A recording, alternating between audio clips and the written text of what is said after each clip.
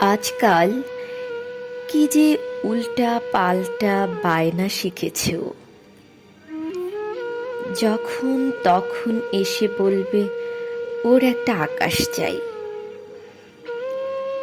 আর আমিও বোকার মতো সব কাজ ফেলে ওর চোখের মাপের আকাশ খুঁজতে থাকি। শুধু কি তাই, তাতেও আবার ওর আপত্তি।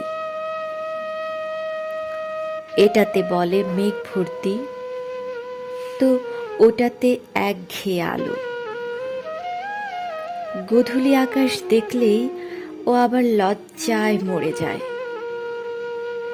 আমার হয়েছে জ্বালা, মেঘ থাকবে না, রোদ থাকবে না, এমন একটা আকাশ আমি কোত্থেকে খুঁজে আনবো? গোলাপ হবে অথচ কাটা হবে না, রংটাও আবার লাল।